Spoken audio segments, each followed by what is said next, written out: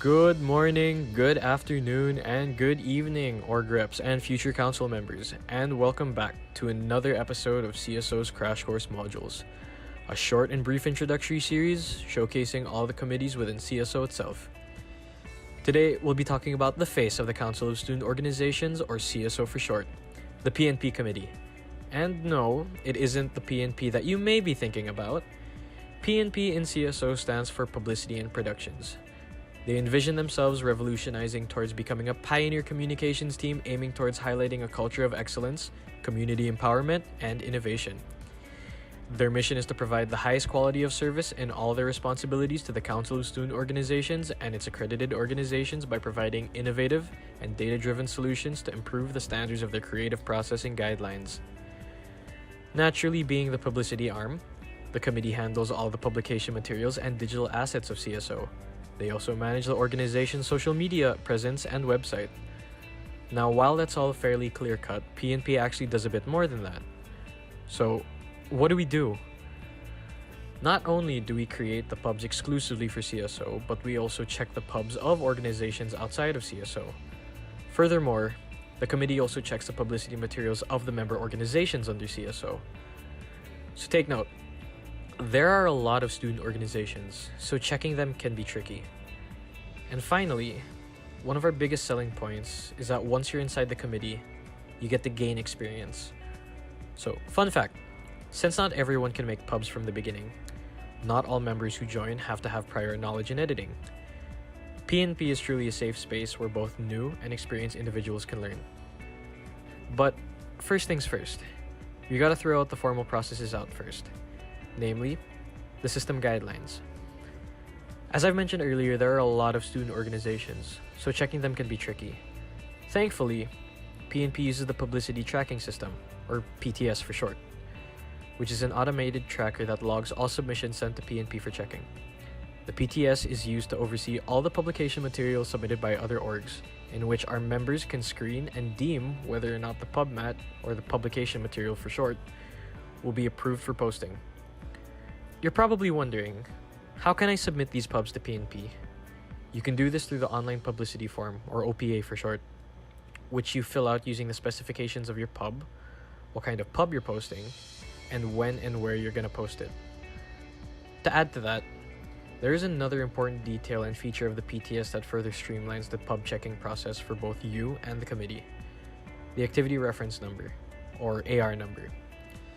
Now, the AR number is an ID system that classifies pubs according to its intended event. But now, we need to talk about one of the biggest processes needed for PNP to go around: the Online Approval Form, or OPA.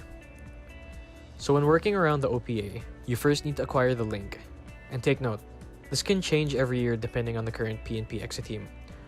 Once that's open, you have to start filling in details about the publication material that you plan on posting. This ranges from the name and position of the person submitting the approval form. You'll need to give details about where and when you're posting, as well as the type of activity that you're planning on supporting with the said PubMat. Once that's done, you can submit the publication material itself. After everything has been filled and submitted, expect to get feedback from the committee within 3 to 5 working days. Of course, this doesn't guarantee that the pub itself will get approved. There are still possibilities that there are some details that may have been overlooked in the creation of the publication. So, we can also pen the pub and set the remarks regarding the said pending. Pended pubs need to be revised and resubmitted to the OPA. Once everything is approved, the organization is then free to post it. Of course, going back to what I said earlier, a post may be pended if it doesn't fit specific guidelines or it contains any prohibited content, such as images and company logos associated with alcoholic beverages and cigarettes, explicit pictures, or with the implication of violence, pornography, and unusual behavior, foul language, sexual innuendos, statements that insinuate questionable messages, public figures that can lead to an issue, insensitive content, and other content deemed inappropriate by the Student Handbook of De La Salle University and guidelines of the Council of Student Organizations. With that being said, let's look at the highlight of PNP, which is actually making publications. The publications we make ranges from showcasing members, or special events, to special holidays, and even to smaller pubs such as announcing additional processes or instructions. Most commonly used applications range from most of the Adobe software, such as Adobe Illustrator, Photoshop, Premiere Pro, but that doesn't actually limit us to using those specifically, as we could use any form of software or client as long as it has the capability of editing.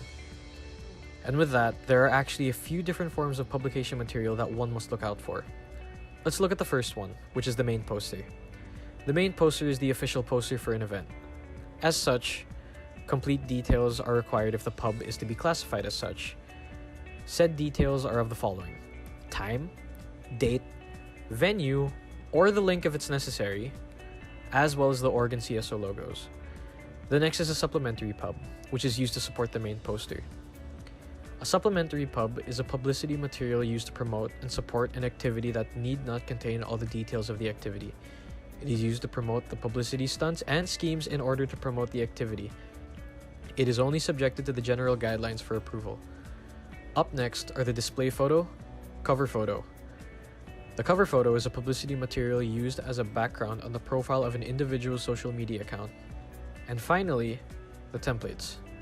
Templates are publicity materials of which the designs do not change, but the content does. Examples of such publicity materials are of the following: birthday pubs, event photos, announcement pubs, and more. Although there are some other forms of pub mats, these are the most frequently used ones when it comes to PNP.